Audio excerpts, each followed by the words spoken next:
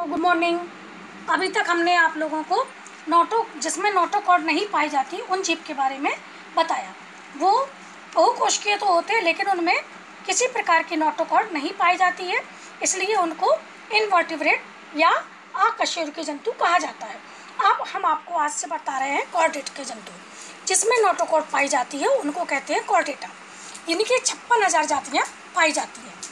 जो नोटोकॉर्ड वाले जीव होते हैं, इनके जीवन में शरीर में नोटोकॉर्ड जीवन की किसी भी अवस्था में अवश्य ही पाई जाती है। इसी के स्थान पर इनमें कशेरुक तंत्र का निर्माण होता है।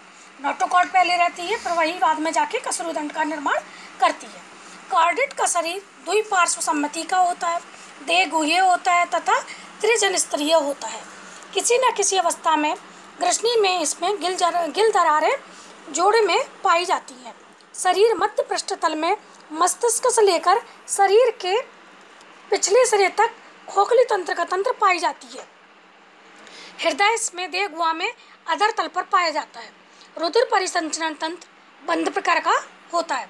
रुधिर में लाल रक्त कणिकाएं पाई जाती हैं, जिसमें हीमोग्लोबिन एक वर्णक पदार्थ पाया जाता है जो ऑक्सीजन को अपने साथ लंग्स तक ले जाने का काम करता है। इसमें पूंछ एक ठोस कंकाल युक्त होती है, वह खंड युक्त संरचना होती है जो पेशी युक्त होती है और गमन में मदद करती है।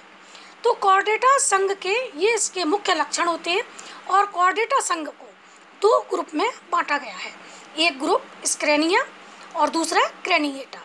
स्क्रेनिया ग्रुप जो होता है उसमें क्रेनियम तथा कशेरुक दंड नहीं पाई जाती है, और क्रेनिएटा जो होता है उसमें भ्रूण नोटोकॉर्ड भ्रूण अवस्था में पाई जाती है और बड़े होने पर इसमें कशेरुक दंड पाई जाती है और इसमें मस्तिष्क क्रेनियम में सुरक्षित रहता है। इसको फिर दो उपसंघों में बांटा गया है, दो सब फाइनल में बांटा गया है। सब फाइनल एक एक्नेथा और दूसरा नेथोस्टोमेटा। तो एक्नेथा को दो क्लासेस में बांटा गया है, एक साइक्लोस्टोमेटा और दूसरा आस्ट्रोकोडर्मी। ठीक है, तो ये तो हो गए एक्नेथा के। अब है नेथोस्टोमेटा जिसमें कशेरुक दंड पाई जाती है। तो कशेरुक दंड इसमें पाई जाती है, इसको फिर दो सब क्लासेस में बांटा गया है। Classes Tetrapoda. तो सब क्लासेस पिसीज क्या होती हैं? पिसीज को फिर तीन क्लासेस में बांटा गया है। ये सब क्लास है पिसीज, फिर पिसीज को तीन क्लासेस में बांटा गया है। प्लेकोडर्मी, फिर कॉन्ड्रियोप्थीस, तीसरा ऑस्टियोप्थीस। तो ये पिसीज के तीन क्लास हैं। तो जो प्लेकोडर्मी जो होता है वो कैसे होते हैं? इसमें विलुप्त मछलियाँ पाई जाती हैं, जो विलुप्त इनकी जाति विलुप्त हो चुकी है। और पिसीज की लगभग 33,000 जातियाँ पाई जाती हैं जो जलीय होती हैं। इनके त्वचा पर सल्क पाए जाते हैं। श्वसन इसमें क्लोम के द्वारा होता है। तैरने के लिए इनमें फंस होते हैं। हृदय द्विवेशमी होता है। फिर तीसरा इसका दूसरा क्लास है कॉन्ड्रियोप्थीस। इसमें जो भी मछलियाँ आती हैं उसमें कार्टिलेज पाया जाता है। इसमें टारपीडो मुख्य मछली इसमें आती है, वो टारपीडो होती है। फिर ऑस्टियोप्थीस में बोन्स वाली मछलियाँ आती हैं जिनकी बॉडी में बोन्स पाई जाती हैं, जैसे इसमें आती है डॉगफिश, रोहू मछली और भी जितनी मछलियाँ होती हैं वो सब इसमें आती हैं।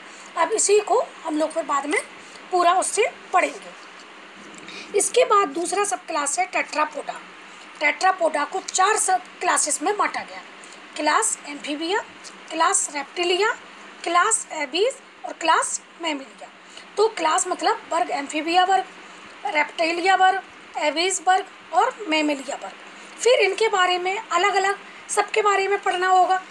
तो अभी तो आप लोगों को पिसीज के बारे में, सबसे छोटा जो कॉर्डेट में जंतु होता है वो होता है पिसीज। वो दो तरह का होता है, एक कार्टिलेजिनस होता है और दूसरा बोनीफिश वाला होता है। तो हम लोगों को केवल बोनीफिश के बारे में ही पढ़ना रहता है। और इसमें कार्टिलेजिनस वाले में टारपीडो एक मछली आती है, वो आप लोगों को स्पेसिमेन में दिखाई जाती है। ठीक है, तो आपको बोनीफिश में डॉगफिश के बारे में पढ़ना होगा। फिर टेट्रापोडा। टेट्रापोडा स्थलीय होते हैं, सल्क पाए जाते हैं, पर पाए जाते हैं, रोम होते हैं और इसका बाह्य कंकाल होता है। मतलब इस तरह में जितने भी क्लास आते हैं तो कोई स्थलीय होते हैं, कोई वायवीय होते हैं, किसी में सल्क पाए जाते हैं, किसी में पंख पाए जाते हैं, किसी में रोम पाए जाते हैं। तो इससे इनका बाह्य कंकाल बनता है। श्वसन फेफड़ों द्वारा होता है। 5 उंगलियों के द्वारा, पाद के द्वारा इनमें गमन होता है और इन सब का हृदय 3 से 4 वर्ष में होता है। अब इसमें जो पहला आपको पढ़ना है वो है वर्ग एम्फीबिया। तो कल हम आपको एम्फीबिया के बारे में पढ़ाएंगे। ओके बच्चों, बाय। 5 मिनट।